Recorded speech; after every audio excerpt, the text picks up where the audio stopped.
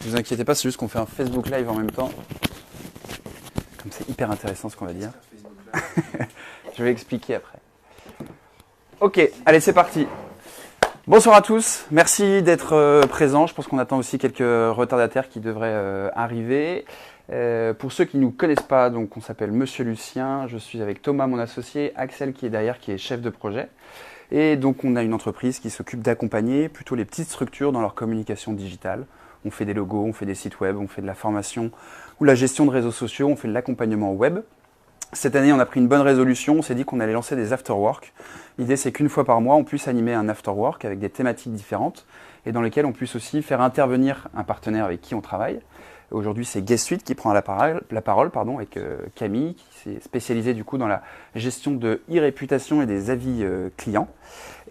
Pour ma part, du coup, je vais prendre la parole au nom de Monsieur Lucien pour vous expliquer assez rapidement comment on peut développer sa visibilité sur Internet, notamment à travers 3 créneaux qui sont bien connus, les réseaux sociaux, le site web et le référencement. Première chose, je vous donne quelques chiffres sur Internet de façon globale. En France, on a 8 internautes sur 10 qui vont chercher de l'information sur un produit, sur un service, sur une entreprise. Vous assistez à une super conférence, un afterwork. Demain, on vous demande est-ce que tu connais quelqu'un qui s'y connaît en communication digitale. Vous allez dire bien sûr Monsieur Lucien.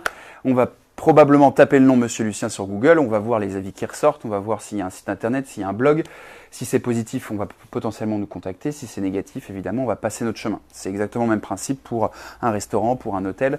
On a souvent ce réflexe d'aller chercher de l'information directement sur Internet. Je ne m'attarde pas sur tous les chiffres. Ce qui est important à savoir aujourd'hui, c'est qu'on a 33 millions d'utilisateurs sur Facebook, d'accord. Donc Facebook, c'est vraiment le premier réseau social en France. Je crois qu'il y a du monde qui veut rentrer. Donc c'est le premier réseau social en France, ça c'est important de le savoir. Et Google, on parle énormément de Google parce que évidemment Google c'est le moteur de recherche par excellence puisque ça représente 95% des recherches. Il y en a quelques-uns qui se partagent un peu les miettes derrière, qui sont Bing et Yahoo. Bing gagne des parts de recherche tout simplement, enfin pas tout simplement, mais parce que quand vous achetez un PC, c'est souvent Bing qui est par défaut configuré et on ne sait pas forcément comment le changer. Je pense à ma maman justement là-dessus qui pense être sur Google depuis des années alors qu'en fait elle est sur Bing depuis des années. Un internaute est en moyenne inscrit sur 4,5 réseaux sociaux, c'est énorme, mais ça comprend aussi les plus jeunes, ce qui explique pourquoi on a cette multitude de connexions sur différents réseaux sociaux.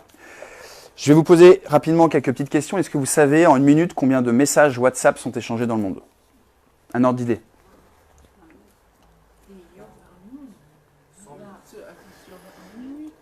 38 millions. Il y a 38 millions effectivement sur WhatsApp. Combien on a de mails envoyés selon vous? En une minute. Ouais. 187 millions. On a 3,7 millions de recherches sur Google, 973 000 connexions à Facebook et on a 174 000 posts sur Instagram en une minute. Il y a 3 grands moyens d'être présent sur Internet aujourd'hui. On a le site Internet qui est souvent la base de votre identité numérique, d'accord. On s'est donné du mal pour créer un site web. L'idée ensuite c'est de pouvoir générer du trafic dessus. On a évidemment les réseaux sociaux qui vous permettent d'avoir une visibilité potentiellement gratuite, c'est-à-dire qu'aujourd'hui, effectivement, on peut être présent sur les réseaux sociaux et c'est gratuit de vous créer une page Facebook, de vous créer une page LinkedIn ou un compte Twitter. Et bien sûr, ensuite, on a le référencement. Le référencement, il y a 2 types, pour faire simple, le naturel et le payant. On va y revenir juste après. Sur le site Internet. Le site Internet, c'est ce que je disais, c'est souvent la base de votre identité numérique. L'idée, tout simplement, c'est que ça soit le point central et qu'on puisse ensuite amener et générer du trafic sur un site web. Il y a quelques années, créer un site Internet, c'était assez compliqué. Il fallait avoir des compétences en code ou briefer une agence dans ce domaine. Et donc, forcément, ça avait un certain coût. Aujourd'hui, on utilise ce qu'on appelle, enfin, pas pour tous, mais on peut utiliser ce qu'on appelle des CMS. CMS, ça vous dit peut-être rien, mais si je vous parle de WordPress, de Wix, de Squarespace, de Jimdo, de Weebly, ça vous parle peut-être un peu plus. Ce sont des plateformes qui vous permettent de gérer du contenu et de créer un site Internet de façon beaucoup plus simple. Donc c'est plus avantageux évidemment pour le client, c'est plus avantageux aussi pour l'agence parce que ça prend moins de compétences et moins de temps à réaliser. Et ça va permettre aussi au client de gérer son site web beaucoup plus simplement sans faire appel forcément à l'agence ou au prestataire pour changer une ligne, pour changer du texte, une photo, etc. Le site web, c'est souvent un gage de professionnalisme. Alors là-dessus, je mets des guillemets aussi, c'est-à-dire qu'un site web qui a de belles photos, qui a un blog actif, qui a des avis positifs, forcément, c'est un gage de professionnalisme. À l'inverse, forcément, si votre blog n'a pas été mis à jour depuis plusieurs mois, si vous avez des avis négatifs, si les photos sont floues ou qu'il y a votre pouce qui cache un peu la caméra, forcément, ça va nuire à votre réputation. Bien sûr, le site web, il vous permet de gagner en visibilité et cette phrase, j'aime bien cette phrase qui tout simplement dit que le bouche à oreille est devenu virtuel. C'est-à-dire que le bouche à oreille, il existe, il existera toujours, d'accord? Vous me recommandez un restaurant, vous me recommandez un hôtel, vous me recommandez un prestat. Ça existera toujours, c'est juste qu'aujourd'hui, effectivement, avec le web et avec la possibilité d'être visible sur Internet, ça devient virtuel et on peut se recommander beaucoup plus simplement. On a ensuite les réseaux sociaux. Les réseaux sociaux, l'objectif, c'est de créer et de fédérer une communauté autour d'intérêts communs. L'objectif, bien sûr, pour gagner en visibilité. Alors, c'est vrai qu'aujourd'hui, on a tous un intérêt pour notre entreprise à être présent sur les réseaux sociaux, mais on va y revenir, il faut que ça soit réfléchi, il faut qu'il y ait une stratégie qui soit mise en place. Les réseaux sociaux, ça vous permet aussi de pouvoir faire de la veille et de surtout garder la main sur votre identité numérique. Je pense que Camille en parlera après et elle en parlera encore mieux que moi, mais le fait d'être présent sur les réseaux sociaux ou sur des plateformes qui récoltent par exemple des avis vous permet de savoir si quelqu'un a quelque chose à dire et potentiellement quelque chose de négatif ou de mitigé.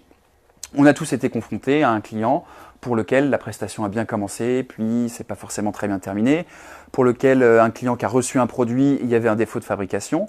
Donc l'idée, c'est le fait d'être présent sur les réseaux sociaux. Si le client a quelque chose de positif à le dire, il va venir le dire sur les réseaux sociaux sur lesquels vous êtes présent.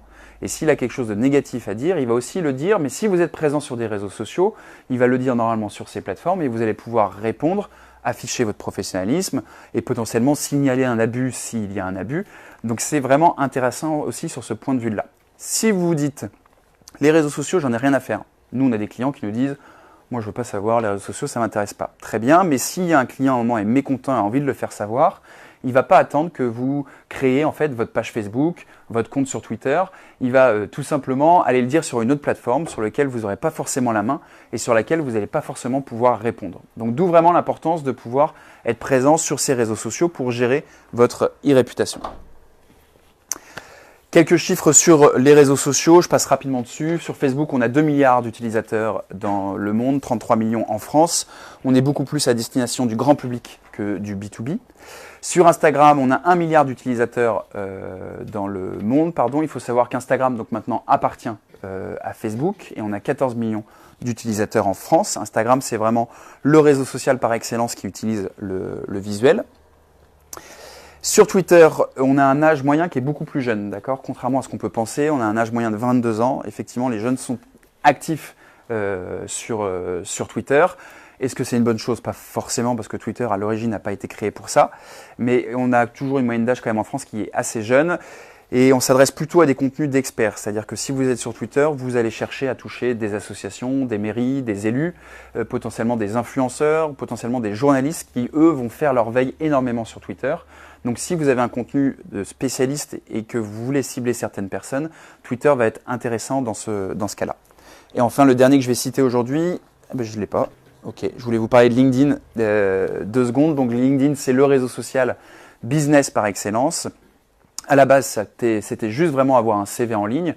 Aujourd'hui, c'est beaucoup plus que ça, puisque évidemment, c'est un CV si vous êtes à la recherche d'un emploi ou si vous avez envie de développer l'activité de votre entreprise. Mais c'est aussi la possibilité pour une entreprise de faire savoir en fait ce qu'elle fait, la possibilité de faire aussi de la publicité. Et avec les nouveautés de LinkedIn, on a vraiment de plus en plus de possibilités pour trouver des contacts intéressants et pas uniquement lors d'une recherche d'emploi. Si on rentre un peu plus en détail sur les réseaux sociaux, lorsqu'on prend la parole sur les réseaux sociaux, la première chose à faire, c'est d'identifier les réseaux sociaux qui sont pertinents en fonction de votre activité, de votre cible et du contenu que vous allez relayer. D'accord ? On était sur le salon Digital Change et j'avais pris cet exemple typiquement d'un cabinet d'avocats qui est spécialisé dans le droit de la logistique, donc un secteur très pointu, et qui voulait absolument créer un compte sur Instagram. Il n'y a pas vraiment d'intérêt pour un cabinet d'avocats à créer un compte sur Instagram, surtout dans ce domaine, parce qu'une fois qu'on aura mis 3 photos des beaux locaux qu'ils peuvent avoir, on aura vite fait le tour. On peut mettre des photos éventuellement de transport, mais bon, c'est pas forcément les codes d'Instagram, ça va pas forcément être très intéressant. D'où l'idée vraiment d'identifier ses réseaux sociaux en fonction de son secteur d'activité, puis ensuite en fonction de sa cible. Si votre cible, c'est des maîtres d'œuvre, c'est pas la même chose que du grand public, c'est pas la même chose que des chefs de projet, que des responsables achats. Donc chaque réseau social va avoir en fait sa particularité. Et bien sûr ensuite, c'est la question du contenu. Si demain vous vous dites pour mon entreprise, je vais être présent sur Snapchat, c'est très bien. Vous vous dites on a une cible jeune, ok, pourquoi pas. Sauf que derrière, il va falloir produire du contenu. Snapchat, c'est du contenu éphémère, c'est de la vidéo, il faut que ça soit court, dynamique, bien monté. Si vous pouvez le faire en interne, c'est très bien. Si vous ne pouvez pas le faire en interne, qu'est-ce qui s'offre à vous? Il faut un prestat, d'accord? Donc il faut un prestat, donc il va falloir rémunérer. Il faut une vidéo par jour. Vous faites le calcul, s'il faut faire une vidéo par jour par un prestat qui fait du montage, qui fait des sous-titres, etc., forcément c'est une somme à prévoir dans votre budget. Donc ça c'est vraiment important d'anticiper et de se dire quels sont les réseaux sociaux qui sont pertinents en fonction de ma cible, de mon contenu et de mon secteur d'activité. C'est important de se dire aussi, je définis une stratégie parce que j'ai quelque chose à raconter. Je prends un autre exemple, le cas client, typiquement une formation LinkedIn, et puis au bout d'une heure, il nous dit, en fait, nous on peut communiquer sur rien parce que tout ce qu'on fait c'est secret défense. Ok, très bien. Donc là, il y a un peu un moment de silence en se disant, si on peut communiquer sur rien, forcément ça va être compliqué. C'est une petite entreprise, ils sont 5, donc une fois qu'on aura présenté les membres de l'équipe et les bureaux, c'est pareil, on va vite tourner en rond. Donc c'est important d'avoir quelque chose à raconter. Les réseaux sociaux, c'est pas une fin en soi. Si on n'a pas de contenu ou si on n'a pas la capacité à produire du contenu, il vaut mieux éviter une présence sur les réseaux sociaux parce que être présent, créer une présence sur les réseaux sociaux juste pour dire qu'on a une page Facebook, une page LinkedIn mais ne rien publier, ça va vous desservir parce que vous allez créer de la frustration. Une personne qui va sur votre page LinkedIn, sur votre page Facebook, sur votre compte Instagram et qui ne voit rien, va se poser la question, est-ce que cette entreprise tourne toujours ? Si elle n'a rien à dire, c'est qu'elle a peut-être des soucis, donc du coup, je n'ai pas forcément envie de la contacter. On va pour ça définir ce qu'on appelle une ligne éditoriale. À partir du moment où vous prenez la parole sur les réseaux sociaux, vous devenez un média au même titre qu'une chaîne de télé, qu'une chaîne radio, qu'un magazine. C'est-à-dire que vous allez communiquer de l'information à une communauté. Alors votre communauté, au début, elle est peut-être que de 20 personnes, 30, 50, 160, 200, 400 personnes. Elle est peut-être petite, mais ça n'empêche que vous êtes un média, vous donnez de l'information. Donc à partir de là, il faut trouver le ton, il faut trouver l'axe qui va vous permettre d'informer justement cette communauté. Pour faire assez simple, chez Monsieur Lucien, notre ligne éditoriale, c'est tous les conseils et astuces qui peuvent aider les TPE, les commerçants, les indépendants à développer leur visibilité sur Internet. Et on rajoute à ça nos actualités qui sont propres à Monsieur Lucien. Et à chaque fois qu'on a du contenu pour nos réseaux sociaux, on se pose la question, est-ce que ça rentre bien dans notre ligne éditoriale? C'est Thomas qui gère la ligne éditoriale. Parfois, il sort un peu du cadre, mais finalement, ça reste toujours dans le ton parce que nous, on a pris le parti pris d'avoir un ton décalé, avec parfois un peu d'humour. C'est un bien grand mot, mais décalé. Donc l'idée, effectivement, c'est de vous positionner par rapport à ça et de se dire qu'est-ce qu'on a envie de véhiculer et ensuite comment on le fait. Est-ce qu'on tutoie? Est-ce qu'on vous voit? Est-ce que c'est un langage courant? Est-ce que c'est un langage familier? Est-ce que c'est un langage soutenu? Est-ce que c'est technique? Ou au contraire, est-ce qu'on est là pour vulgariser un discours? Est-ce qu'on est là pour expliquer aux gens sur des contenus très basiques? Ou est-ce qu'on est là pour les élever et les monter un peu en connaissance, pardon. Donc ça, c'est important de le définir. Vous, au sein de votre entreprise, même si vous êtes tout petit, pour garder un cadre. Et puis aussi parce que demain, peut-être que vous allez confier cette partie gestion des réseaux sociaux à quelqu'un d'autre. Et que là, vous devez être capable de lui dire, écoute, Julien, on te donne les clés des réseaux sociaux, mais voilà ce qu'on a fait depuis le début, voilà quel était notre axe, et voilà quel chemin il faut suivre. Bien sûr, cette ligne éditoriale, elle peut être amenée à évoluer dans le temps, parce que vous changez de positionnement, parce que vous proposez de nouveaux services, de nouveaux produits, de nouveaux partenaires. Elle peut évoluer, elle n'est pas figée, mais c'est bien de donner un cadre, au moins lorsqu'on se lance sur les réseaux sociaux. Une fois qu'on a déterminé cette ligne éditoriale, on va établir ce qu'on appelle un calendrier de publication. Le calendrier de publication, il se divise en 3 parties. D'accord ? 3 parties. La première, ce sont les événements à forte visibilité sur le territoire national ou même international. L'idée, c'est tout simplement de se dire, il y a des événements sur lesquels vous pouvez normalement communiquer. La Saint-Valentin, Noël, la finale de la Ligue des Champions, Roland-Garros, tous ces événements qui ont forcément une forte visibilité. Si vous arrivez à créer du contenu pendant ces périodes avec des grosses actualités, vous allez normalement développer votre visibilité. Si effectivement dans 10 jours on fait une publication en disant pour la Saint-Valentin on fait une offre spécifique, ça va parler aux gens parce qu'on est dans un contexte où forcément dès qu'on allume la radio, la télé, on parle de Saint-Valentin, donc les gens vont avoir envie de réagir. Si vous créez une offre spécifique par rapport à la sortie d'un film à forte notoriété, c'est pareil. Les gens vont réagir parce qu'ils en entendent parler, donc ça va aussi leur parler, ils vont avoir envie de commenter, de partager. Donc ça, ce sont les premières actualités que vous allez identifier. Bien sûr, il faut qu'il y ait un lien soit avec votre secteur d'activité, soit par rapport au contenu que vous allez créer. On ne va pas se positionner sur tous les événements parce qu'il y en a énormément, hein. Maintenant il y en a de plus en plus. La journée du café, du Nutella, la journée des câlins, la journée des célibataires, enfin bref, il y a tout ce que vous souhaitez. Donc évidemment, c'est important de pouvoir cibler des événements sur lesquels vous avez quand même un point d'accroche et pas créer du contenu juste pour du contenu. Pour éviter de perdre du temps et de se dire, mes réseaux sociaux, c'est 2 fois 1 heure dans la semaine où j'y vais, je me connecte, je publie du contenu et ensuite je retourne à mon activité principale. Ça, c'est vraiment important. Il y a des outils qui vous permettent de vous simplifier un peu la vie. C'est-à-dire que des outils comme Buffer ou comme Hootsuite vous permettent de synchroniser vos réseaux sociaux à un seul endroit. Vous vous connectez à Buffer ou Hootsuite, d'accord? C'est des outils qui sont gratuits jusqu'à 3 ou 4 réseaux sociaux connectés. Vous publiez à cet endroit et c'est automatiquement diffusé sur vos réseaux sociaux. Ça vous évite d'aller sur Facebook et de voir la photo du petit chat très mignon qui va faire perdre du temps ou la photo de votre cousin qui est en voyage en Nouvelle-Zélande. Donc l'idée, c'est vraiment ça, c'est de vous aider à gagner du temps et ça vous permet aussi de programmer du contenu. Aujourd'hui, on peut programmer uniquement du contenu directement sur Facebook. D'accord ? Vous avez une page Facebook, vous pouvez programmer du contenu, mais on ne peut pas le faire sur les autres. Si vous utilisez Buffer ou Hootsuite, vous allez pouvoir programmer sur vos différents réseaux sociaux, partir en vacances et on aura toujours l'impression que vous êtes en train de publier, que vous êtes au taquet sur les réseaux sociaux. Donc l'idée, c'est vraiment de gagner en efficacité grâce à des outils comme Buffer ou comme Hootsuite. Est-ce que c'est recommandé de synchroniser du coup les communications sur Instagram et Facebook ? Alors, c'est une bonne question. Pour faire une vraie réponse un peu théorique, normalement, non. Il faut un contenu vraiment spécifique à chaque réseau social.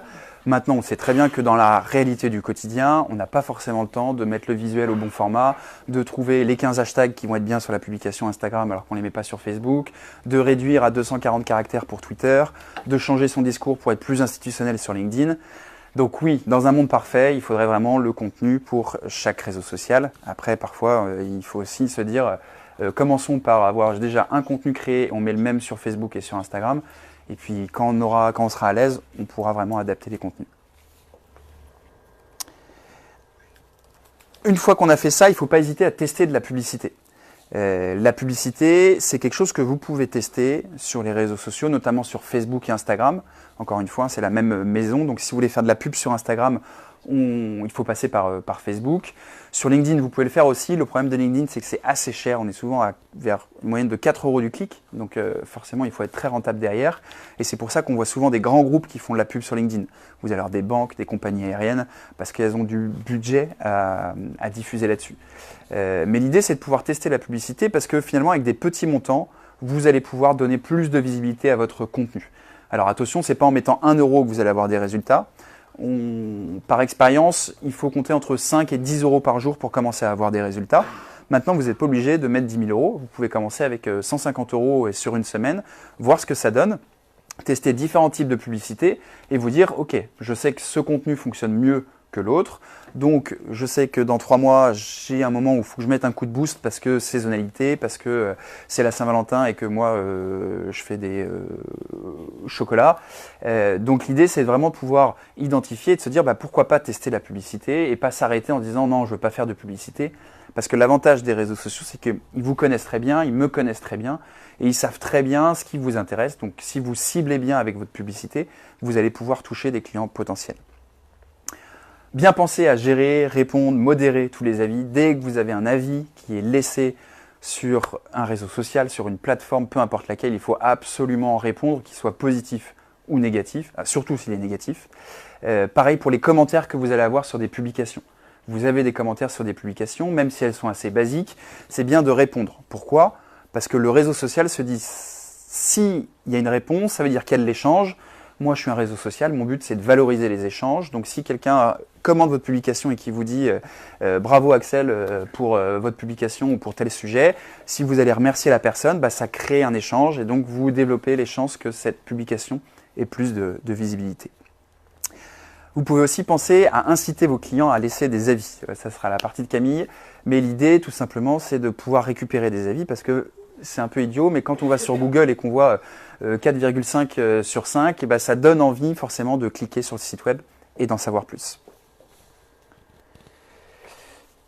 Une fois qu'on a fait ça sur les réseaux sociaux, c'est bien d'analyser ce qui marche et ce qui ne marche pas.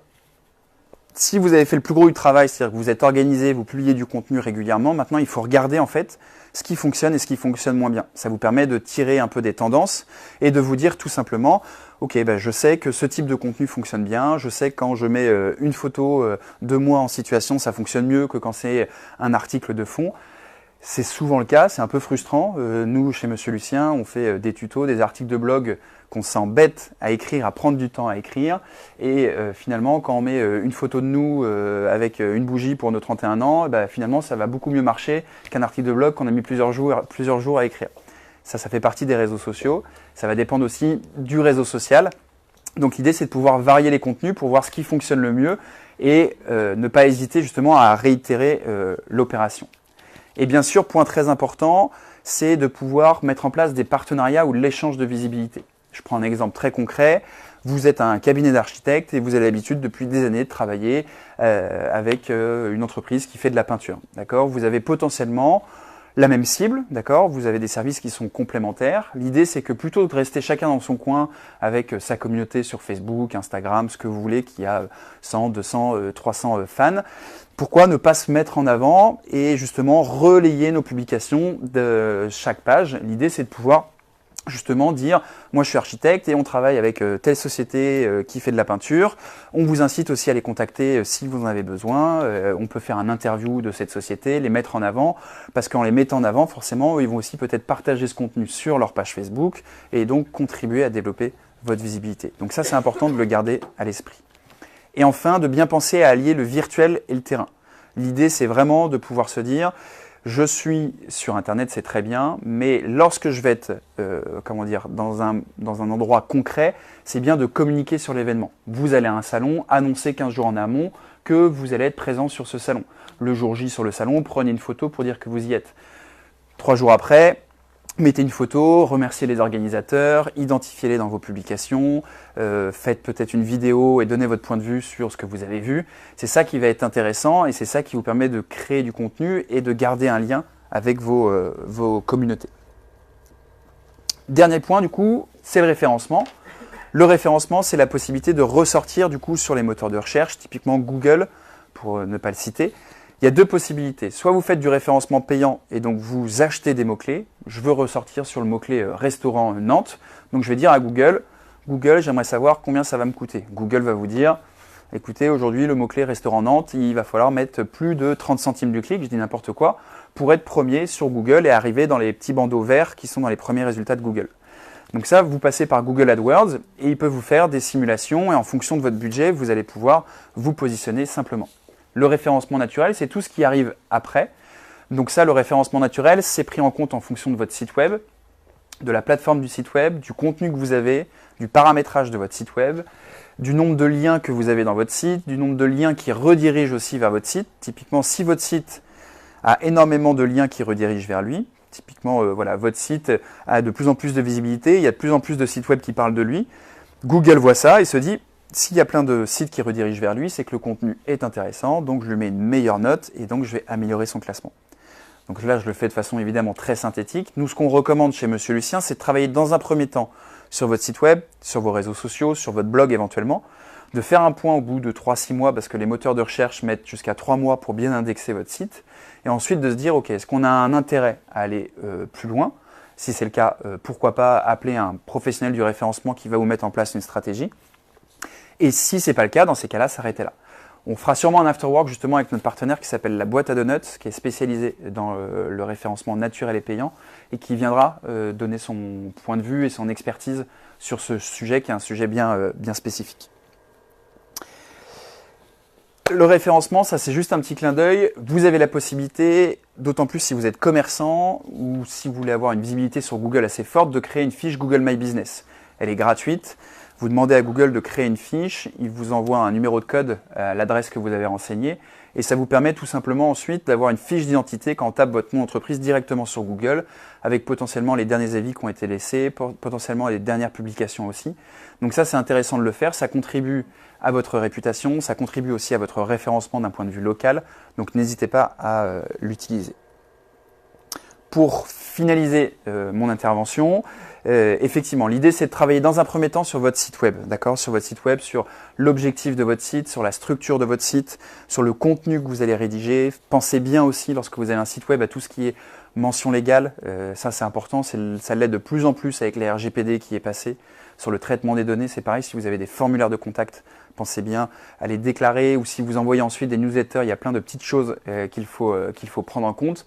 Alors ne paniquez pas non plus, quand on a une petite structure, on ne va pas être embêté tout de suite par la RGPD, mais au fur et à mesure du temps, forcément, il va y avoir des mesures qui vont être prises même pour les petites sociétés. Pensez bien aussi à avoir un relais sur vos différents réseaux sociaux. Vous avez un site web, vous êtes présent sur les réseaux sociaux, il faut indiquer sur votre site que vous êtes présent sur les différents réseaux sociaux. Pensez aussi potentiellement à mettre un blog.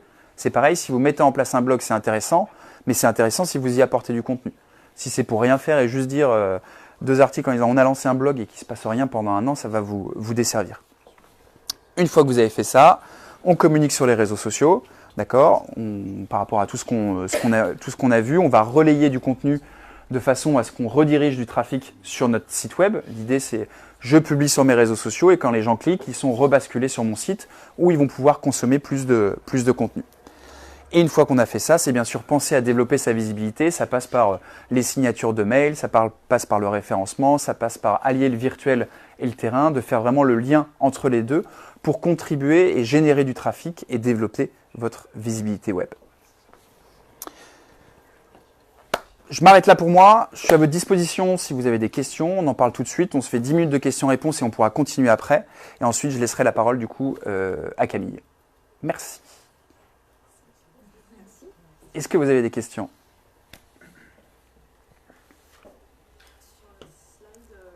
Ouais. Du chat.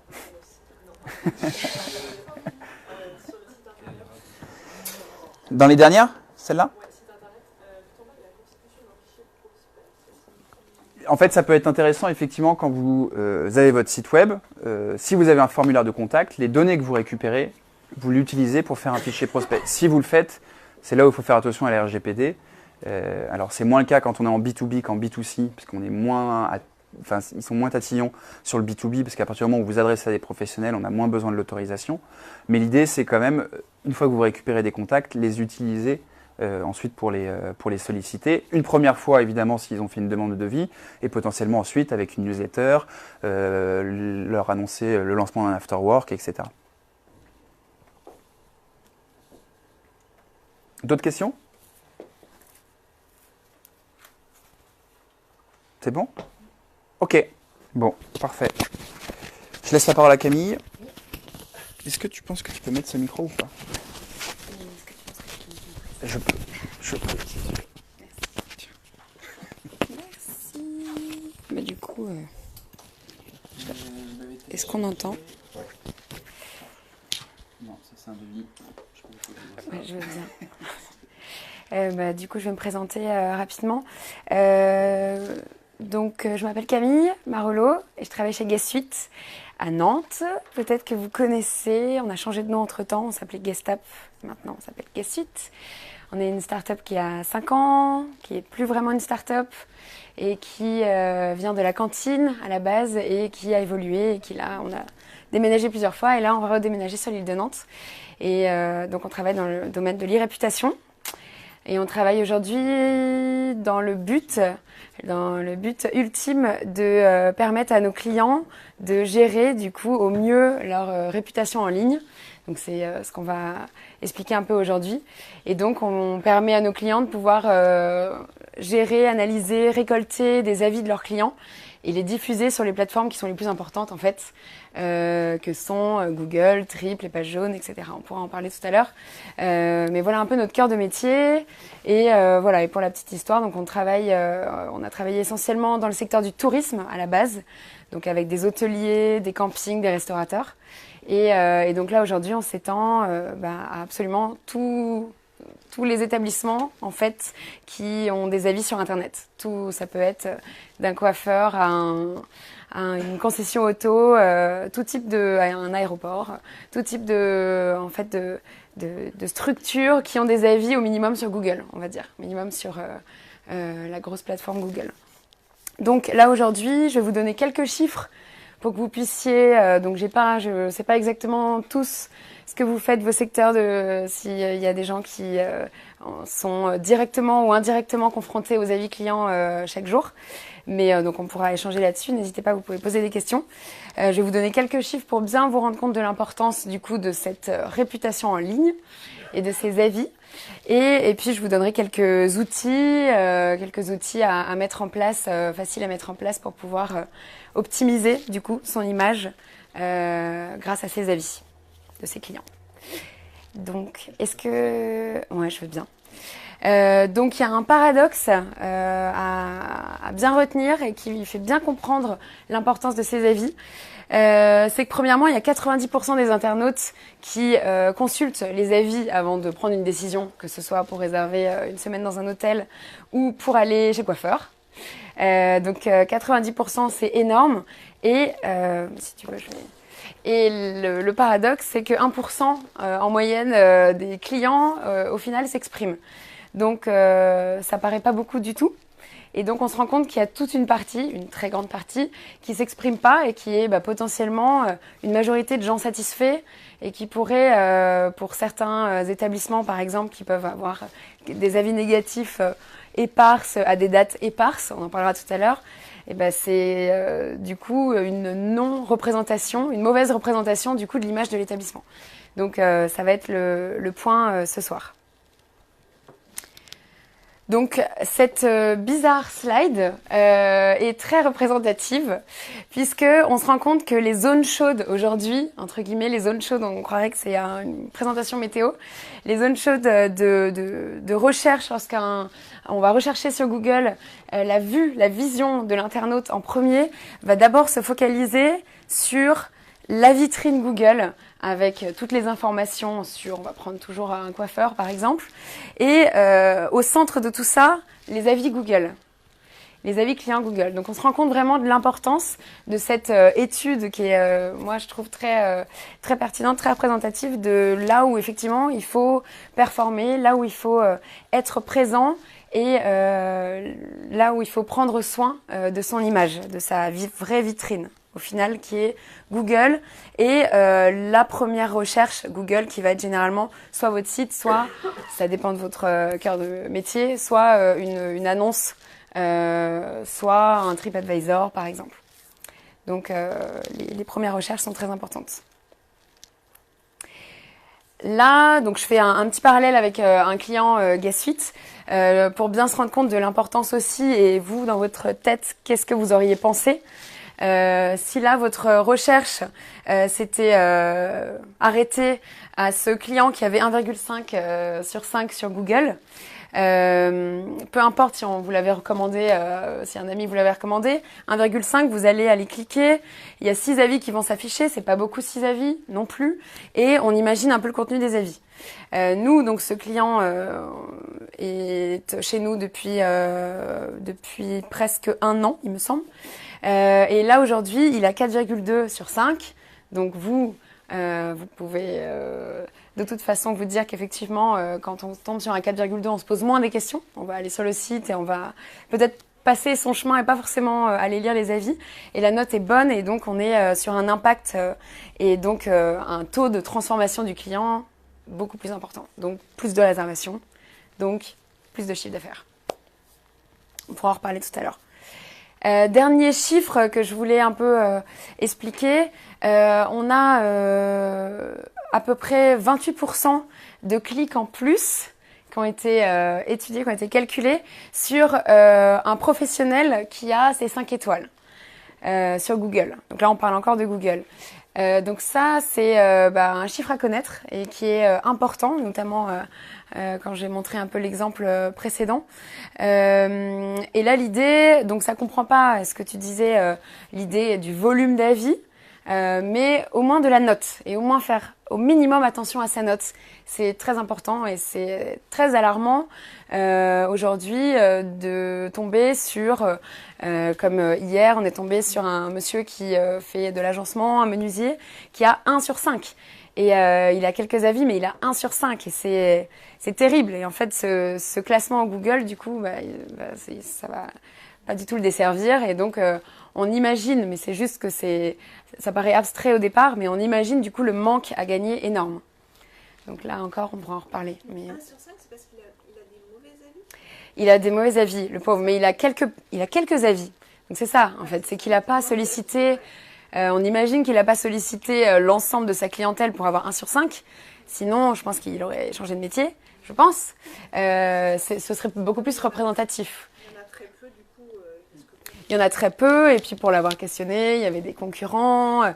Voilà, donc il y a du boulot à faire, et donc il s'est abonné chez nous. Et donc l'idée, c'est qu'on l'aide à solliciter ses clients et qu'on envoie vite ses avis sur Google grâce à notre partenariat.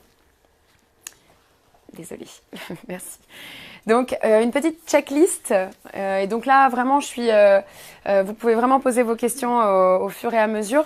On va parler de quelques fondamentaux à mettre en place, peu importe votre secteur d'activité, pour pouvoir mieux gérer, du coup, sa réputation en ligne, sa vitrine. Donc, il y a pas mal de textes, les myopes. Mettez vos lunettes. Désolée, il y a beaucoup de choses. La première chose, et c'est une question que je vais vous poser. Est-ce que selon vos secteurs d'activité, vous avez mis en place des outils, ça peut être papier, hein, pas forcément digital, des outils pour solliciter des clients à laisser un avis? Est-ce que vous avez même déjà fait ça ou pas du tout? Des mails. Des mails. À chaque fois que tu as fini une mission, tu as fini un site passé, ouais. et que ça s'est bien passé. Ok, merci. Ok, et que ça s'est bien passé, donc tu as envoyé un mail et tu as mis un lien vers ta page Google ou pas du tout? Non, juste une enquête? On le fait 2 fois par an, on liste tous nos clients et on sait avec qui ça s'est bien passé. On envoie un petit mail en disant assez simplement pour nous aider à développer notre visibilité. Faites-nous un retour. Un avis, c'est top. Voilà, en gros. Ok, d'accord. Et tu as un bon taux de retour? Ouais. Ok. On n'a pas beaucoup de clients dans l'année. Oui. C'est-à-dire qu'on le fait une fois, on n'a pas des centaines d'avis à récupérer. Si, je sais pas, sur Google, on doit en avoir une quinzaine, et sur Facebook une vingtaine ou trentaine. Ok. Et ça fonctionne bien? Ouais. Et le fait que ce soit toi qui l'envoie et pas une plateforme, bon, je fais référence par exemple à Booking, et il y a beaucoup de sollicitations comme ça impersonnelles par rapport à l'établissement mère, je dirais, qui n'ont pas toujours, pas tous en tout cas, un très bon taux de retour parce que c'est pas personnellement l'établissement qui l'a envoyé. Donc ça, c'est important. À l'heure où on a beaucoup de sollicitations à laisser des avis et à donner un peu son feedback. On reçoit de plus en plus de lettres D'enquête d'enquête à remplir. voilà, c'est à remplir justement Par rapport à tout. aux chaussures. Ouais, tout à fait. Par rapport à tout. Bon, alors c'est vrai que nous, dans notre cœur de métier, le but, c'est qu'on accompagne les gens et qu'il y ait le meilleur taux de retour et que le maximum de gens s'expriment. Donc nous, dans ces cas-là, avec les clients avec qui on travaille, sur notamment les enquêtes mail qu'on fait envoyer aux clients, on va évidemment être là pour l'aider à faire le moins de questions possible, entre guillemets. On est tombé avec des gens qui nous ont dit moi j'ai un papier avec 120 questions, il va falloir qu'on fasse une enquête mail. Et on a dit non, on va être obligé d'adapter parce que votre taux de retour ça va être catastrophique. Donc il y a aussi c'est pas parce que c'est une grande marque que ils savent, ils ont toutes les clés aussi du taux de retour client, parce que souvent il y a beaucoup de questions. Et par courrier aussi, ouais. Alors ça, c'est un autre taux de retour que je connais pas, mais que j'imagine. J'imagine, et on a beaucoup d'hôteliers, par exemple, qui travaillent avec des livres d'or papier ou des enquêtes papier et qui relisent leurs enquêtes Il y en a même qui prennent des photos, qui les mettent sur leur site. Et donc, il y a de tout. Mais donc ça, évidemment, et c'est vrai, c'est bien qu'on en parle parce que justement, j'allais en parler dans les outils. Il faut essayer au mieux, du coup, de repenser sa manière de questionner le client. On a beaucoup de gens qui vont demander à l'oral, est-ce que vous pouvez, si vous avez aimé votre plat, laisser un avis sur Trip? Ça, c'est compliqué. C'est compliqué pour la personne qui demande, parce que c'est un peu comme quémander quelque chose, ça peut être très compliqué. C'est compliqué pour la personne en face, et surtout, c'est très compliqué niveau transformation.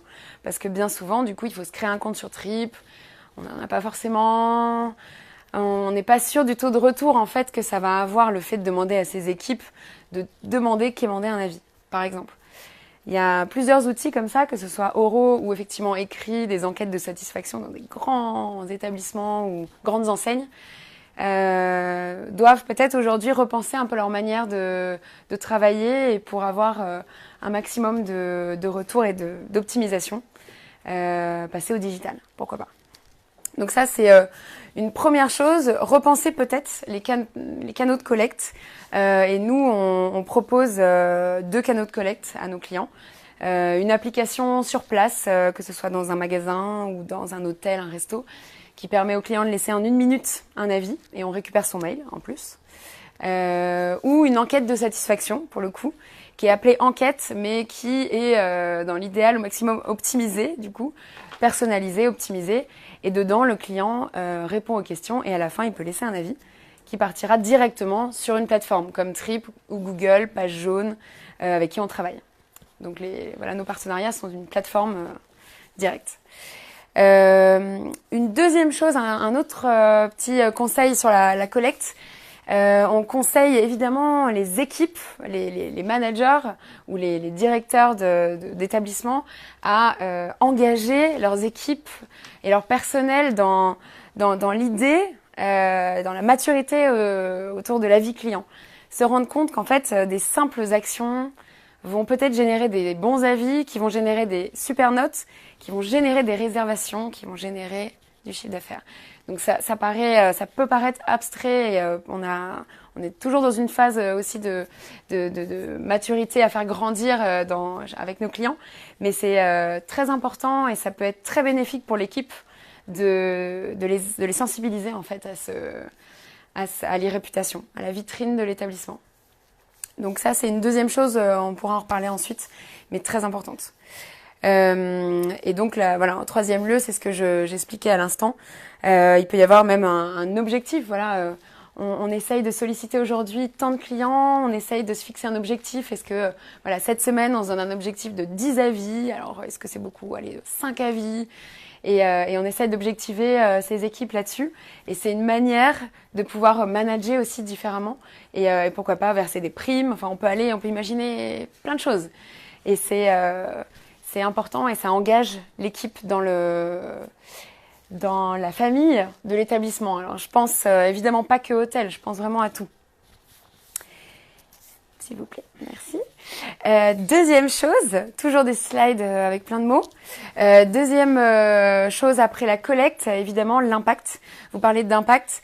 Quelles sont aujourd'hui les plateformes, et ça dépend vraiment des corps de métier, quelles sont les plateformes sur lesquelles vous êtes? Quelles sont les plateformes qui sont impactantes? Est-ce que ça peut être, vous êtes présent sur les pages jaunes, vous êtes présent sur Zoover, je ne sais pas si vous connaissez, une plateforme hollandaise pour les campings, par exemple. Est-ce que vous êtes sur West France Auto? Vous avez une concession où vous avez une franchise distinction de revente de voitures. Je vous donne vraiment plein d'exemples. Mais en fait, il existe aujourd'hui énormément de plateformes pour tous ces domaines et sur lesquels peut-être que vous ignorez la présence. Donc ça, c'est important de faire aussi un peu l'audit de sa présence. Et voir un peu ce qui est dit, et ça rejoint un peu ce que tu disais, Julien, voir ce qui est dit, aller analyser, répondre, ça c'est très très important. Mais refaire régulièrement un audit de sa présence, ça c'est très important, et pour pouvoir vraiment se rendre compte de là où il y a des canaux de réservation, peut-être qu'on loupe, ça peut arriver. Et bien sûr, montrez-vous dynamique, donc ça va aussi avec ce que tu disais. Se montrer dynamique aussi sur ces plateformes, c'est important. Regardez où vous en êtes de vos photos, sur Google, sur Trip par exemple. Est-ce que vous avez mis des photos qui sont à jour? Est-ce que vos coordonnées sont à jour? Vos horaires d'ouverture, ça paraît bête, mais déjà ça c'est la base. Essayez de se remettre à jour souvent. Et puis se montrer dynamique, ça va notamment avec la réponse aux avis clients. Et comment on peut identifier les plateformes où on ne saurait pas où on est présent?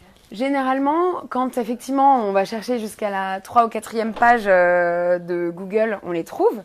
Et là où c'est intéressant, c'est que, par exemple, avec des outils effectivement comme Guest Suite, une fois qu'on les a identifiés, il y a peut-être de fortes chances pour que des outils comme nous soient partenaires avec eux. Et donc, on peut hyper aisément, à l'aide d'une enquête par exemple, ou de l'application, aller impacter ces plateformes et que quand on vous cherche sur Google, on puisse tomber au maximum sur des plateformes que vous contrôlez, entre guillemets. Que vous contrôlez, que vous puissiez contrôler le flux. Je dis pas contrôler... effacer tout, revenir à zéro, ça c'est pas possible en fait, ou possible dans certains cas. Mais que vous puissiez avoir un maximum de billes en main et que vous puissiez contrôler un maximum votre première page Google. Je vous donne un exemple d'un établissement qui était d'ailleurs sur Zoover et qui soupçonnait pas qu'il était sur Zoover, et en fait il a une très forte donc c'est un cas spécifique, mais par exemple, il a une très forte clientèle hollandaise qui, à chaque fois qu'elle voulait, il y avait 35-40%, qui à chaque fois qu'elle voulait réserver, allait sur Zoover et avant d'aller sur Trip. Et il avait 4,5 sur 10, donc une note horrible. Et donc en fait, il a eu un manque à gagner qui peut-être il n'a pas soupçonné. Mais quand on a pris la main sur Zoover et qu'il a envoyé des avis qu'il a récoltés à chaud, ses vrais clients sur Zoover, des avis certifiés, il a grimpé sa note et il a augmenté littéralement en 2 ans son public étranger. Et donc, ça se jouait à ça. Mais souvent, c'est un manque à gagner dont il faut prendre conscience. La 3e et avant-dernière chose que je voulais vous dire, c'est après le fait de collecter les avis et impacter, se rendre compte vraiment de leur impact, on vous conseille d'analyser un peu votre image. Alors sur certaines plateformes, vous avez des analyses sémantiques qui sont faites, qui peuvent être différentes d'une plateforme à une autre. Par exemple, une de vos plateformes vous faire sortir des mots-clés qui sont avantageux ou négatifs chez vous. Et sur une autre, d'autres mots. Donc là, qu'est-ce que vous faites? Vous n'allez pas relire tous vos avis et vous faire une idée à vous-même. Et vous n'avez pas le temps en plus. C'est compliqué parfois, selon le type d'établissement et selon le nombre d'avis, de se rendre compte vraiment de la satisfaction de ses clients. Concrètement, où j'en suis, je suis un restaurant, j'ai énormément d'avis, j'ai repris mon restaurant, en plus il y a 2 ans, il existe depuis 10 ans. C'est compliqué de savoir concrètement qu'en fait, les clients ont froid et on le sait pas toujours, on se rend pas toujours compte, ou que le personnel est peut-être mal aimable.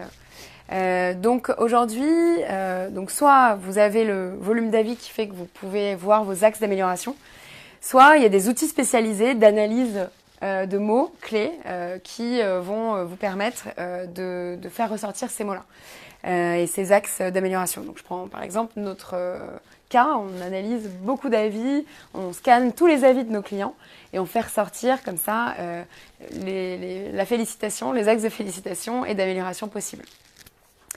Donc ça c'est une première chose.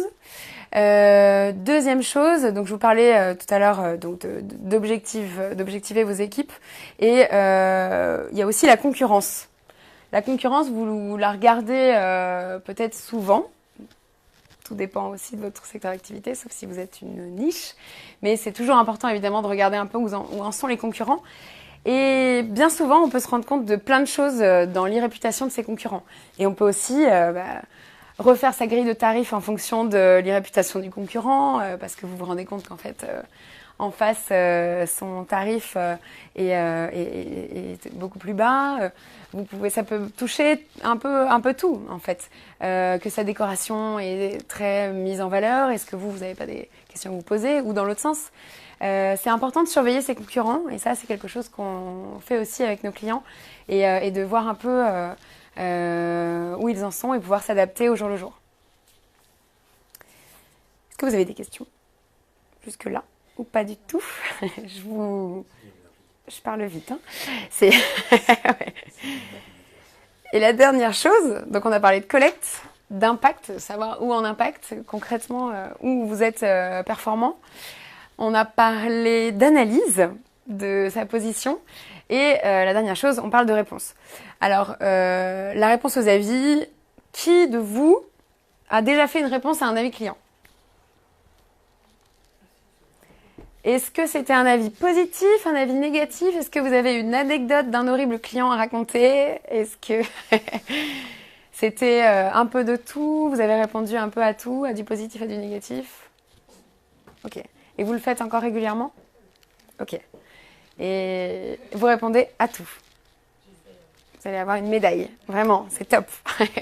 C'est génial. C'est ce que disait Julien. C'est rare et ça va l'être de plus en plus parce qu'on essaye d'expliquer très clairement l'importance de la réponse aux avis, au moins au négatif, mais de façon super simple. Si vous vous dites que vous êtes internaute là et que vous allez sur le site sur une plateforme d'un restaurant et qu'il y a un énorme plomb au début ou en deuxième ou troisième position sur Trip par exemple.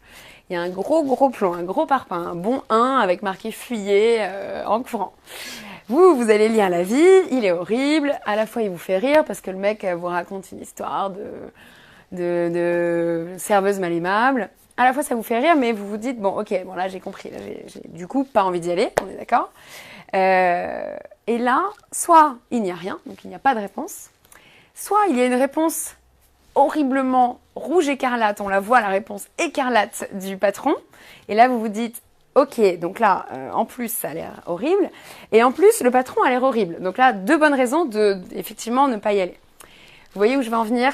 En gros, déjà le minimum quand vous répondez à vos avis négatifs, le premier conseil qu'on vous donne, c'est de vous coucher, d'aller vous coucher. Vous attendez 2-3 jours et puis vous rédigez, vous préparez une réponse un peu plus calme et une réponse qui va pouvoir, il y a des tas de manières de pouvoir bien rédiger sa réponse à son avis négatif. Mais donc, c'est très important pour vos internautes futurs, qu'il y ait une réponse à cet avis négatif pour les rassurer, pourquoi pas récupérer même l'internaute qui a laissé un avis, votre ancien client qui a laissé un avis négatif. Ça dépend, on pourrait en parler si j'avais des heures. Mais effectivement, il y a des tas de manières de tourner un avis de manière personnalisée pour chaque avis et de pouvoir essayer d'aller rechercher ce client. Et en plus, de satisfaire 15 autres, on dit souvent 15 autres qui regardent et qui, eux, se disent « Ok, donc là, le premier a peut-être exagéré, lui a rattrapé le coup, il a proposé en plus une promotion sur autre chose. On est sur, théoriquement, 100% des internautes satisfaits de cette réponse et qui vous refont confiance, en fait. C'est une des premières choses que l'on conseille et évidemment, et pour vos classements sur les plateformes, on vous conseille de répondre à tout. Alors, on n'a pas toujours tout le temps, mais si vous pouvez répondre comme vous, je ne sais pas votre prénom, mais si on peut répondre comme vous et faire être de bons élèves comme vous, ça peut ne pas prendre tant de temps que ça. On n'est pas obligé de faire des pavés, on n'est pas obligé d'être Balzac, on peut essayer de faire une petite réponse personnalisée pour chacun. Et l'idée, c'est que, ce qu'il faut jamais oublier, c'est que sur une plateforme comme TripAdvisor, la réponse est un élément et un des 5 éléments clés qui va vous permettre d'être bien classé en fait. C'est-à-dire que vous pouvez avoir beaucoup d'avis, des bonnes notes. Si vous répondez pas, ça fait partie de l'algorithme de TripAdvisor. Vous allez peut-être pas être en première position par rapport à un concurrent qui le fait et qui peut-être a embauché quelqu'un ou a alloué du temps à quelqu'un pour le faire. Ça peut ne pas prendre vraiment tant de temps que ça. D'ailleurs, ça vous prend combien de temps par semaine?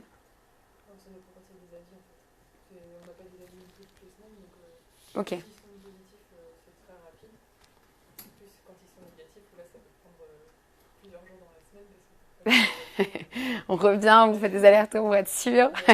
C'est ça hein, qu'il faut faire. C'est assez rapide. Ok. Vous avez une alerte qui est programmée et vous recevez une alerte dès qu'il y a un avis et comme ça vous permet de répondre. Ok. Bah, c'est ce qu'on conseille de faire d'ailleurs. Il y a des moyens d'être alerté et de pouvoir réfléchir ou aller répondre rapidement. Donc voilà, en clair, reprenez le contrôle de savoir-faire. Aujourd'hui, il faut penser à le faire savoir. Donc, c'est très simple et c'est multi-marché. C'est beau, hein, je me le suis fait tatouer.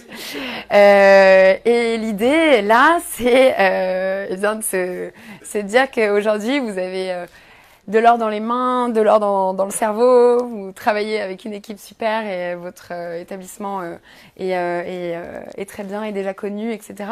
Mais rien n'est acquis. Et rien n'est acquis. On peut aujourd'hui avoir de très bons avis et demain, si on laisse tout en plan, les choses peuvent changer, ça va très vite. Donc, faites savoir votre savoir-faire.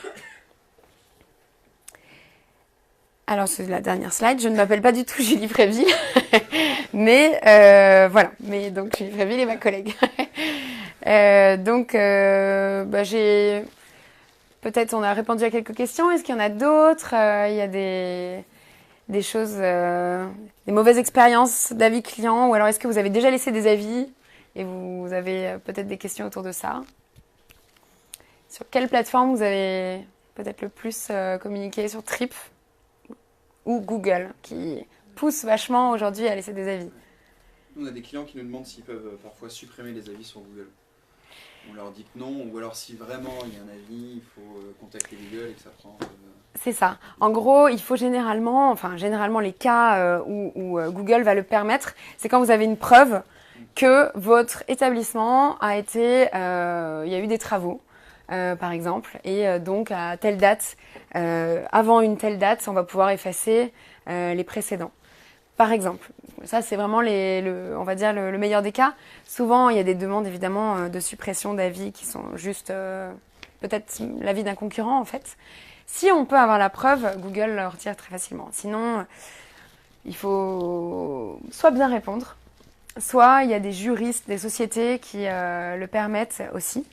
Et notamment, on a travaillé longtemps avec une société de réponse et qui gère la suppression des avis, c'est ça que je voulais dire, et qui le font très bien. Et eux, aujourd'hui, ils ont vraiment les outils, les lettres qu'il faut et le poids qu'il faut auprès des plateformes. Mais c'est vrai que c'est plutôt, je ne sais pas si vous l'avez déjà fait, faire une demande pour supprimer. Mais aujourd'hui, on demande souvent des justificatifs. C'est OK pour vous? Il y a des choses qui vous viennent? C'est un gros sujet en fait, parce que vous êtes à la fois acteur et enfin il y a les deux côtés. Vous êtes internaute et vous êtes peut-être potentiellement de l'autre côté de la barrière. Donc c'est quelque chose qui est très actuel et auquel il faut faire très attention. Oui, allez-y. Derrière, allez-y. C'est à partir de combien de commentaires on peut être satisfait et à quelle régularité? Alors, on va dire qu'il y a une règle, nous, qu'on a fixée. On a créé un score de référence qui s'appelle le Guest Score pour nos clients et qui reprend les fameux 5 critères que je vous ai un peu expliqués. Donc, le nombre d'avis, la réponse, la note, le classement local et qu'est-ce que j'ai dit? Et la réponse aux avis, j'ai déjà dit. C'est ça. Et donc, dedans, on a la fraîcheur. Ah oui, le taux de fraîcheur dans ces 5. Le taux de fraîcheur qui a été mis en place notamment par Trip, c'est donc le taux de récence des avis. Donc, à quelle date est le dernier, l'avant-dernier, etc. Et on parle souvent de 1 à 2 jours. Pour avoir 20 sur 20, entre guillemets, sur Trip, si vous avez un avis tous les 2 jours, votre 20 sur 20 au guest score, guest suite est assuré. Donc souvent, mais ça dépend évidemment de votre fréquence. Vous n'êtes pas forcément sur Trip. Et sur Google, c'est autre chose. Mais sur ce score, on considère que c'est très optimisé. Il fonction de votre passage, hein, bien sûr, ça peut dépendre aussi. C'est très optimisé quand vous avez des avis 3-4 fois par semaine. Mais c'est possible. J'allais dire, ça dépend de encore de votre cœur de métier. Évidemment, vous n'avez pas un nouveau client tous les 2 jours. Enfin, je vous le souhaite, mais je veux dire, peut-être que vous n'en avez pas tous les 2 jours. Qui finalise sa mission, c'est ça que je veux dire. Il y en a beaucoup qui attendent devant la porte, qui font la queue. Mais voilà, c'est pas toujours évident. Mais pour un restaurant, ça paraît aberrant. Aujourd'hui, j'ai fait une démo à un resto qui est un énorme restaurant à La Rochelle, un énorme. Et ils ont 32 avis sur Trip. Alors que vraiment, en plus, donc ils ressortent très bas dans le classement Trip. Mais alors qu'ils sont très connus, ils ont beaucoup de passages, ils sont sur le port, et ça paraît assez paradoxal en fait. Donc c'est super pour eux, ils ont quand même une renommée et ça fonctionne, heureusement. Mais c'est vrai que là, ils ne sollicitent pas du tout et ils n'avaient pas du tout l'habitude de ça, et donc on va essayer de les faire grimper et de leur faire venir des nouvelles personnes aussi. Ça peut être aussi une stratégie. Exemples de manière de solliciter justement nos clients ou autres, à part les inciter oralement Alors, deux outils, je vais parler de ceux que je connais. Par exemple, nous, on a développé donc une application personnalisée, je l'ai là, qui est personnalisable en fait en fonction de l'établissement et qui est sur tablette. Et donc, le client laisse son avis, sa note, il peut noter des critères que tu choisis, je te tutoie, il laisse un avis, son mail, et il valide. Et là, il y a vraiment plein de bénéfices. C'est un moyen qui peut être sur une borne, ou c'est un moyen simple, j'allais dire innovant, moderne, de demander son avis. Le client, il le fait à chaud, il n'a même pas besoin d'être parti, d'avoir repris son taxi, sa voiture, etc. Il est sur place. On le fait parler comme ça et en 1 minute et on récupère son mail en plus. Donc après, ça dépend. On n'a pas toujours les mails de ses clients en fait. Et donc l'idée là, c'est de récolter des avis qui vont pouvoir être envoyés sur des plateformes ou sur votre site. Et où on peut sinon envoyer une enquête. Donc quand je dis enquête, encore une fois, peut-être que le mot vous paraît être quelque chose de très chronophage, mais voilà, un mail de votre établissement et qui va être pareil, personnalisé, automatique, qu'on envoie à vos clients et sur lequel vous pourrez poser des questions et ou inciter le client à laisser un avis en direct sur Trip ou en direct sur Google. Il n'a pas besoin de se loguer, il n'a pas besoin de créer un compte. Et cette note-là, avec l'appli, c'est une note propre. Du coup, c'est l'équipe. Enfin, c'est la même note que sur Google Business ou TripAdvisor. Alors celle-là, la note ici, ce sera une note Guest Suite. C'est votre livre d'or entre guillemets. Et les notes sont envoyées sur votre site, par exemple, ou sur des plateformes comme les pages jaunes avec qui on est partenaire, sur Zoover, sur le Petit Futé. On est aussi partenaire du Petit Futé. Et là, la note, effectivement, pour répondre à votre question, la note se traduit, si par exemple la plateforme est sur 5, là la note est sur 10, bon généralement c'est sur 10, c'est traduit sur le site, ouais, en fonction du partenariat, de la note dessus. De rien. Oui, vous aviez une question. Tout à l'heure, vous parliez de système d'alerte, justement, pour Ouais. avoir les avis. Et ça, c'est des systèmes qui sont payants, qui peuvent... c'est des applications Alors, ça dépend, j'allais dire, ça dépend de... Google, la page Google My Business, donc là, je découvre des trucs que j'avais jamais vus. Mais c'est sympa, mais je les avais jamais vus, parce que je vais pas souvent sur la page... Ouais, bien sûr. C'est le but aussi des soirs comme ça. Donc il est possible. Alors sur Google lui-même, si vous n'avez pas d'outils, il y a des alertes Google pour faire ressortir, qui vous envoient un push lorsque vous avez un avis sur Google. Lorsque vous avez plusieurs plateformes, effectivement, dans des outils spécialisés comme les nôtres, nous, on envoie des textos ou on vous fait des alertes sur toutes les plateformes sur lesquelles vous êtes. Il y a des outils qui existent. Donc Google Alert, typiquement, c'est gratuit. Et il y a des outils un peu plus spécialisés qui vont un peu plus loin et qui vous envoient des qui vous envoie des messages, des mails ou des SMS et vous pouvez paramétrer.